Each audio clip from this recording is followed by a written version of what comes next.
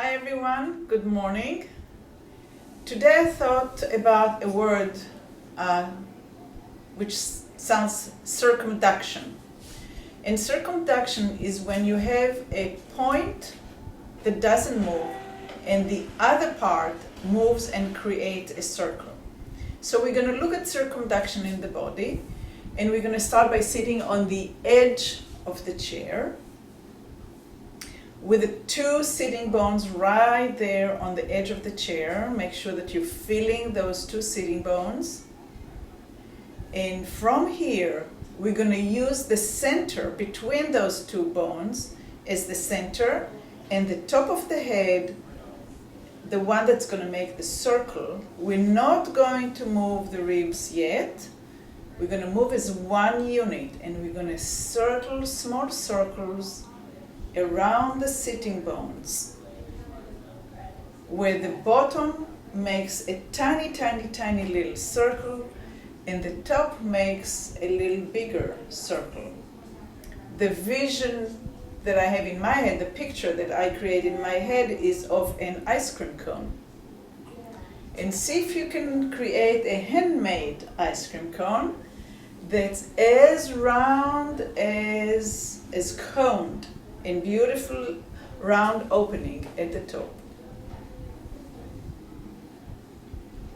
Or maybe there's one area, maybe towards the back, that it doesn't want to make a nice one, and it kind of a little caving in or something. Maybe going slower will make you create a more perfection in your cone.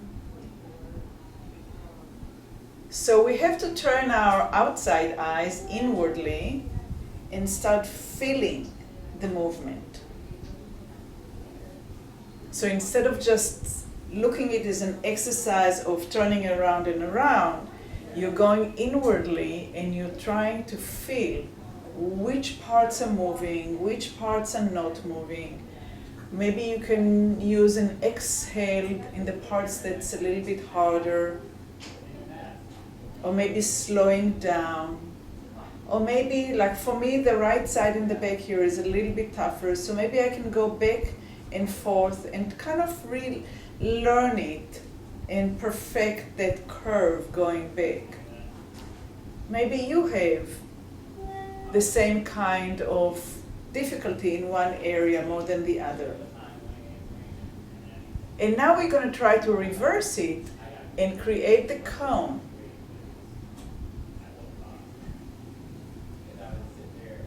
Another image that you can use is this guy in the circus with a stick on the top of his head, with a plate on top of the stick, and he is making circles, making sure that the plate is not falling. That's a little bit harder image, and you have to pull up above your own body. And now, if you're trying to do that, the circumduction is with the whole spine as a stick.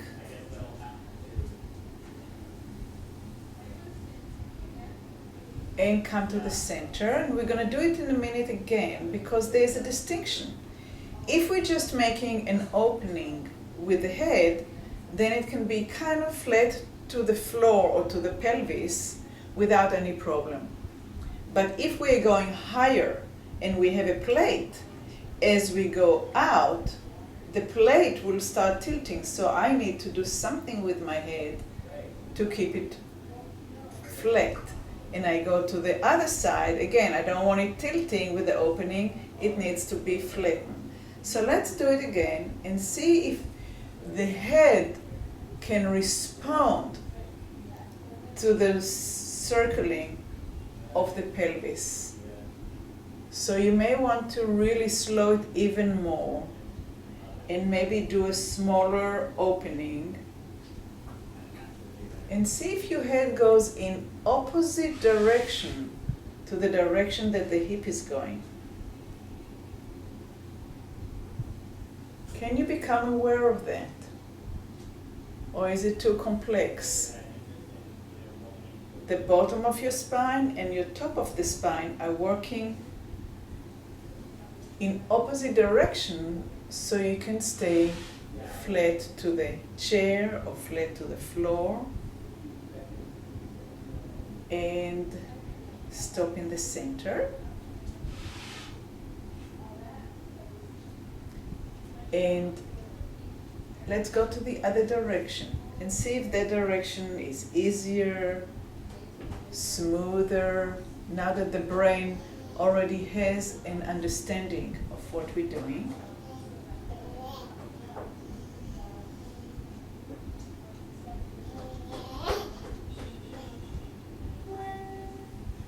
So this morning when I looked on the dictionary what circumduction actually means, it's not just for a limb, but it is also for an eye.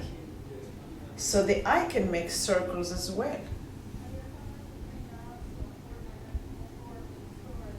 And come back to the center and sit on both sitting bones, the ischial tuberosities. And just inhale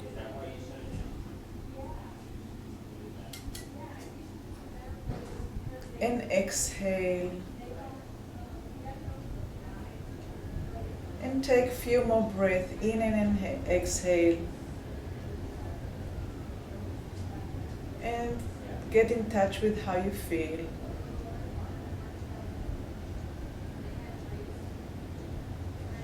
And next we are going to roll the hip forward a little bit and lift the eyes up a little bit.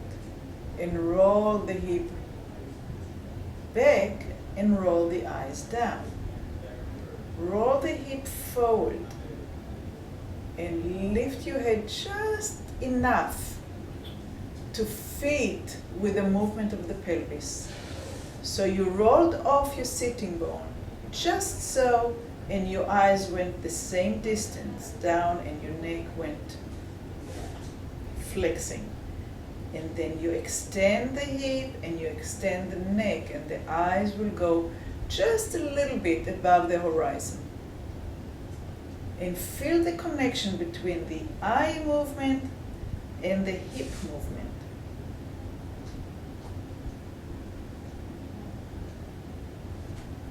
So right now we're doing when the hip goes backwards, the eyes go down, and when the hip rolls forward, the eyes will go up. Now keep the eyes up and roll the hip back. And roll the eyes down when you bring your hip forward. And roll your eyes up when you roll your hips back. And roll your eyes down when your hip comes forward. So now you're working again in opposition, and you're allowing your spine to move in maybe an unfamiliar way and open more options, more possibilities. And just let it go and rest. Inhale through your nose.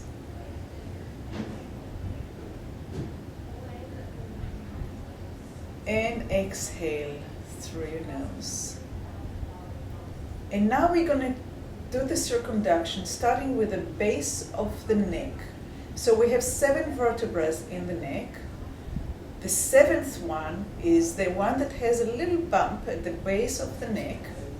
And think about that vertebra. You may even want to put a finger there.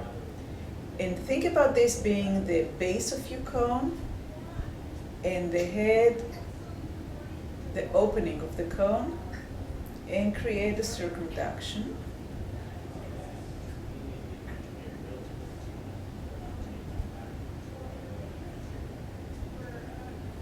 And notice if your nose and your eyes are going down as you come forward, or do they stay flat to the floor?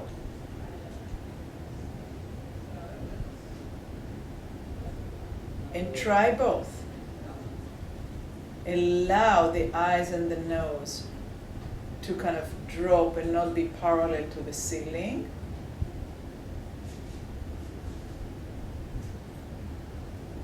And then keep that vertebra really being the pivot and keep the eyes on the horizon as you're making the circumduction. And you're going to notice that you're working with a completely different set of muscles in your neck.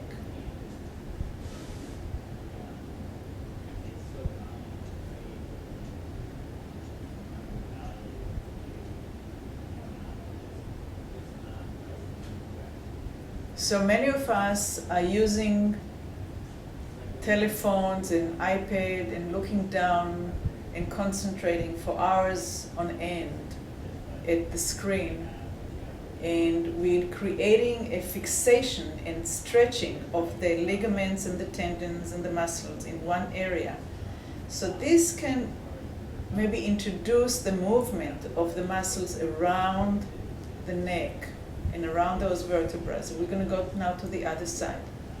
And again, do a circumduction, allowing the eyes and the nose to drop down, which is probably feels really comfortable and familiar. And then try to keep the nose and the eyes right on the horizon as you're moving from the base of your neck and you're creating an opening at the top of your head, creating a full circle.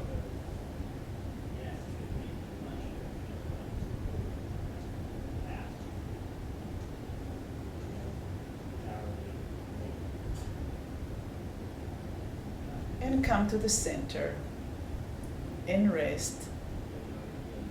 It's not easy, isn't it? Small movements, real simple and not easy. Take a deep breath, but not forceful, just inhale. Allow the breath to just come in. And see if you can hold it there for a minute. Enjoy just holding the breath. And when it's time, exhale through your nose.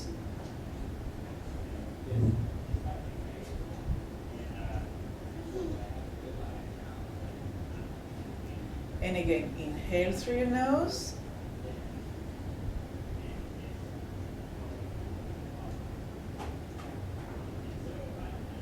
And exhale.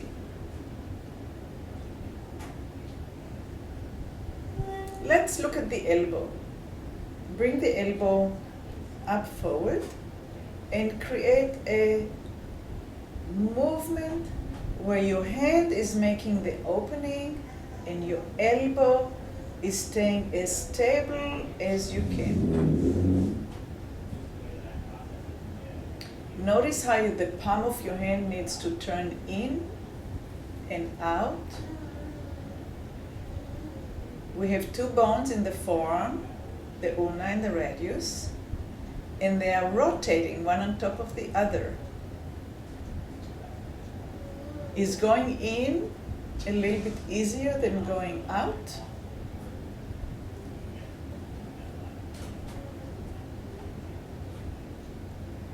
And go ahead and change the direction of the circumduction.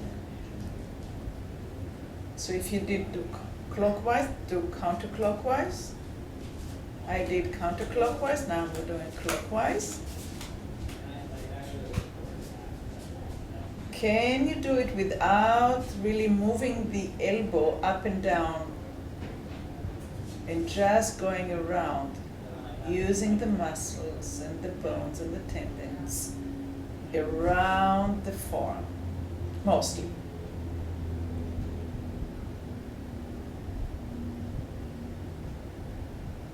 And rest this arm. Feel the difference between the two arms. And we're going to go to the other side. So lifting the elbow and choose a direction that you want to go in. And notice when you are turning your palm.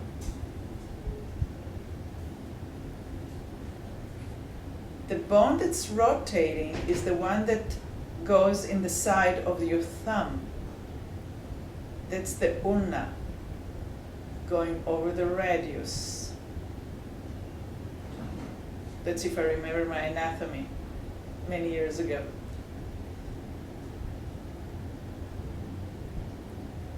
And it's not that important unless you want to do some surgery on it. But feel it. And see when is the right timing for the hand to rotate to make the movement easy. Now we're going to change direction.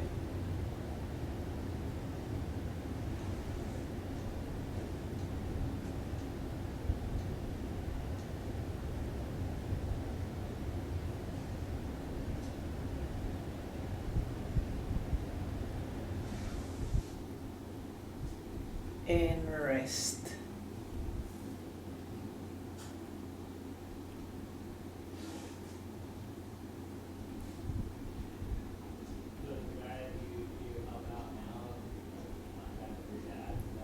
Let's look at the arm. Lift the arm to shoulder height, and we're going to keep the shoulder with as least movement as possible, and we're going to try to create an opening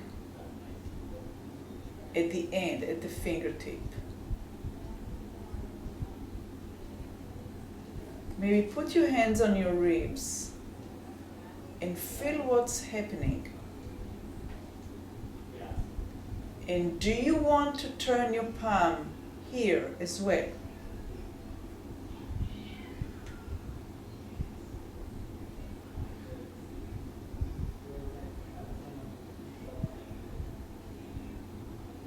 What would make sense to make it as easy as possible for yourself?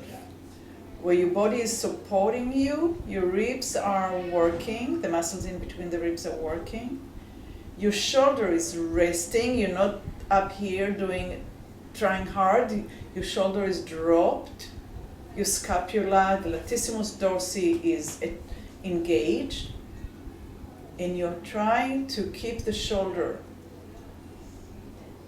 pretty much stable, and you're pivoting and creating an opening at the end of the limb.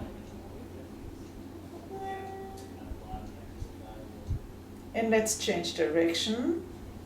And if your arm feels like it's about to fall off, then you need to lift up a little bit more, create more stability in the center of your body, use the muscle in your back more, drop your shoulder more, and the arm will become a little bit lighter, just a little bit. Okay, one more circle. And rest the elbow, rest the arm. Take a deep breath and just let it go. Take another deep breath. Hold the breath. Enjoy not breathing for a second, or two, or three, and then letting it go. And another breath in.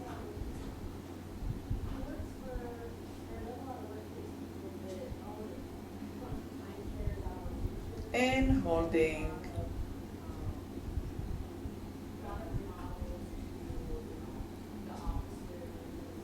And then letting it go.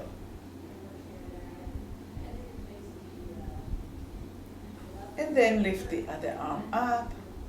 Find a place where the latissimus from the back is supporting you. Your shoulder is dropped. You're holding your ribs. You're steady and strong in the core. And we start going from the shoulder, pivoting out, creating a circle. You choose the size of the circle. It can be tiny, tiny little one, or it can be bigger.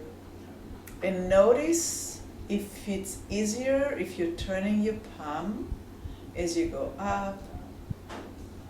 What can you do to make it as easy as possible, as efficient as possible, as light as possible?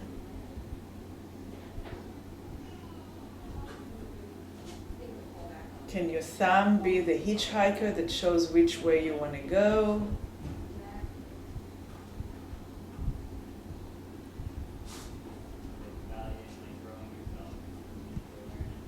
And then we're going to change direction and go in the opposite direction. Again, trying to stay really calm and quiet at the shoulder, at the point of pivot, but open and create a nice circle at your fingertip.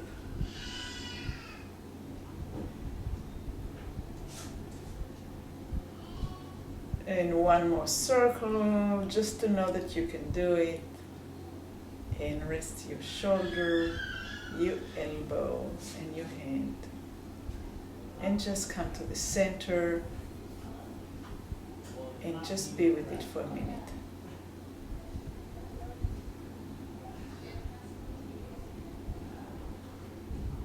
We're going to move to the pivot starting at the knee.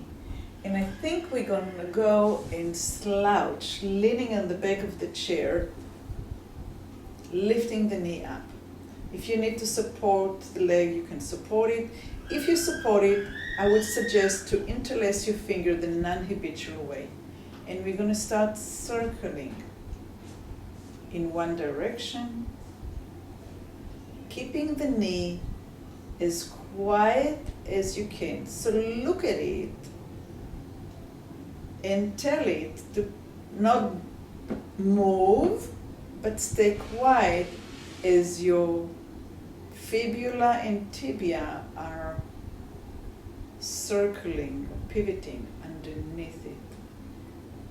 Can your foot be of help? Can the foot lead with a little toe when you go in and with a big toe when you come up? What would make sense? Find what is your body wants to do. Can you turn your foot, it's called inversion and eversion, to help you, just like we did with the hand, to help you do the pivoting.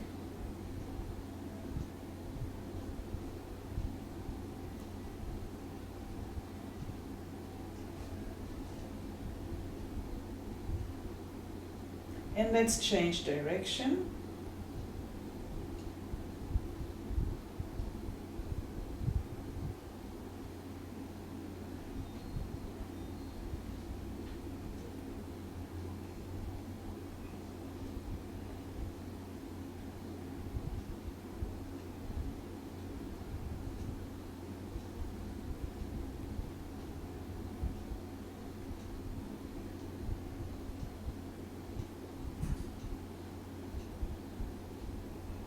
I took a Feldenkrais class with my friend Bonnie, and that class had to do a lot with the movement of the foot in and out. So that kind of inspired me as well to try and incorporate it into this class. And let's go ahead and shift your weight forward. And let's take the other leg, tilt yourself back. Again, if you choose to hold your hands, see if you can interlace your fingers the non-habitual way and circle and pivot from the knee, keeping the knee quiet and creating motion in the ankle as well as the bones that come from the ankle up to the knee and from the knee down to the ankle, the tibia and the fibula. They are rotating over one another just like them in the form. It's pretty much the same arrangements.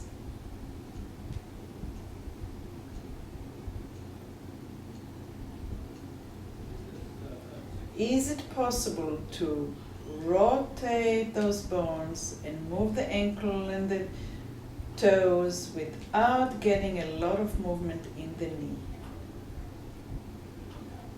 And let's change direction.